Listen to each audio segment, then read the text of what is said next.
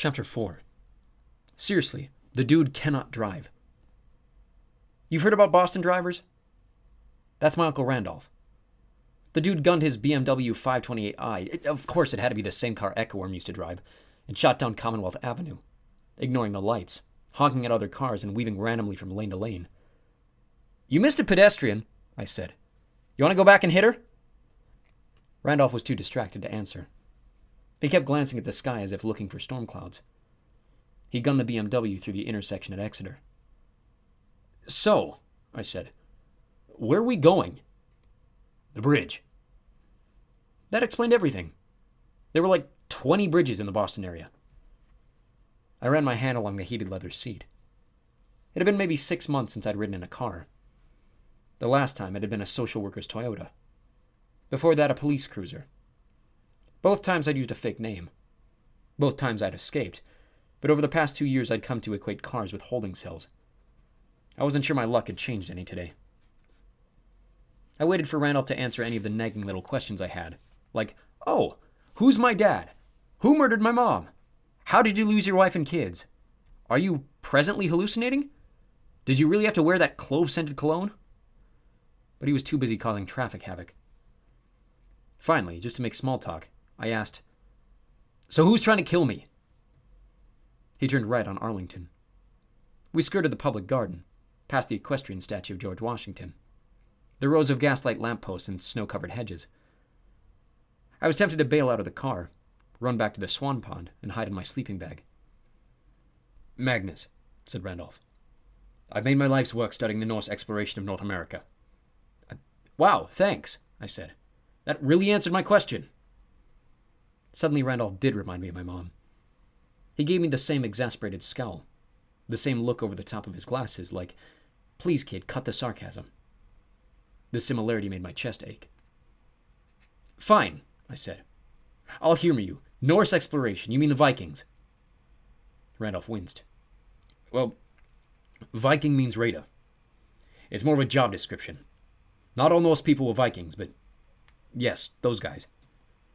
The statue of Leif Erikson. Does that mean the Vikings, the Norse, discovered Boston? I thought the Pilgrims did that. I could give you a 3-hour lecture on that topic alone. Oh, please don't. Suffice it to say, the Norse explored North America and even built settlements around the year 1000. Almost 500 years before Christopher Columbus. Scholars agree on that. Well, that's a relief. I hate it when scholars disagree. But no one's sure how far south the Norse sailed. Did they make it to what's now the United States? That statue of Leif Erikson. That was a pet project of a wishful thinker in the 1800s. A man named Ibn Horsford. He was convinced that Boston was the lost Norse settlement of Norumbega, the farthest point of exploration. He had an instinct, a gut feeling, but no real proof. Most historians wrote him off as a crackpot. He looked at me meaningfully. Let me guess. You don't think he's a crackpot?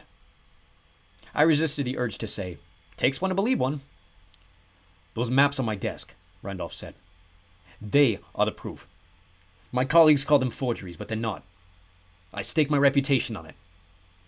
That's why you got fired from Harvard, I thought. The Norse explorers did make it this far, he continued. They were searching for something, and they found it here. One of their ships sank nearby. For years, I thought the shipwreck was in Massachusetts Bay. I sacrificed everything to find it. I bought my own boat. Took my wife, my children on expeditions. The last time, his voice broke. The storm came out of nowhere. The fires. He didn't seem anxious to share more, but I got the general idea. He'd lost his family at sea. He really had staked everything on his crazy theory about Vikings in Boston. I felt bad for the guy, sure. I also didn't want to be his next casualty.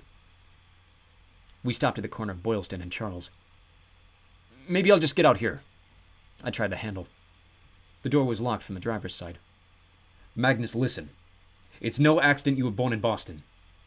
Your father wanted you to find what he lost 2,000 years ago. My feet got jumpy. Did you just say 2,000 years? Give or take. I considered screaming and pounding on the window. Would anybody help me? If I could get out of the car, maybe I could find Uncle Frederick and Annabeth. assuming they were any less insane than Randolph. We turned on a Charles Street, heading north between the public garden and the common. Randolph could have been asking me to go anywhere. Cambridge, the North End, or some out-of-the-way body dump. I tried to keep calm. 2,000 years. That's a longer lifespan than your average dad. Randolph's face reminded me of the man in the moon from the old black and white cartoons.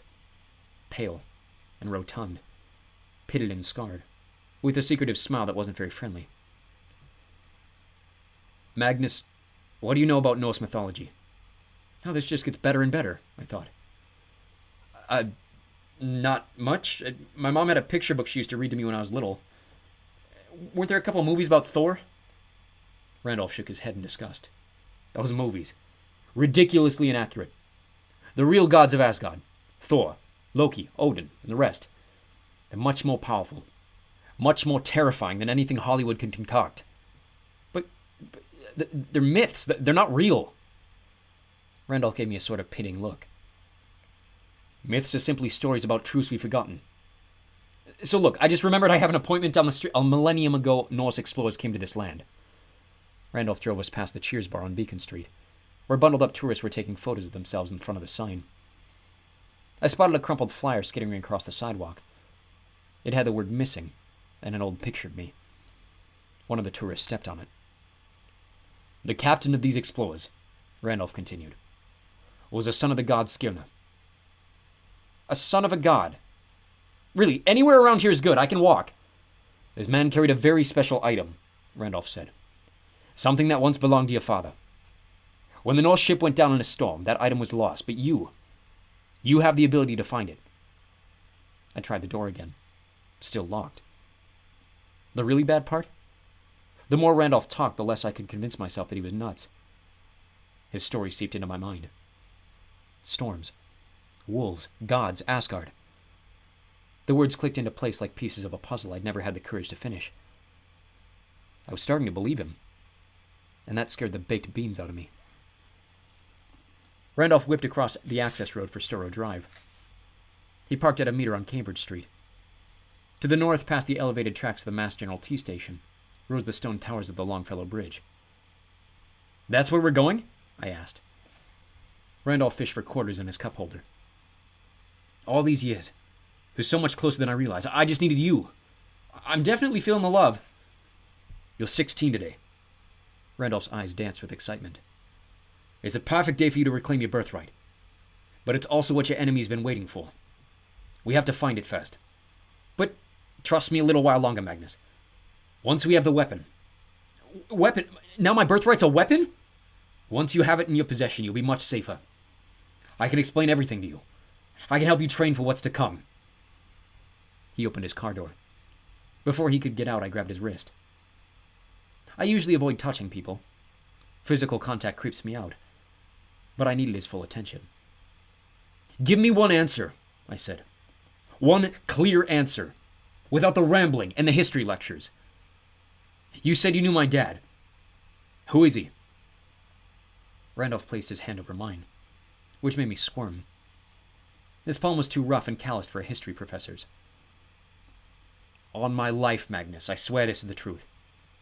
Your father's a Norse god. Now hurry. We're in a 20-minute parking spot.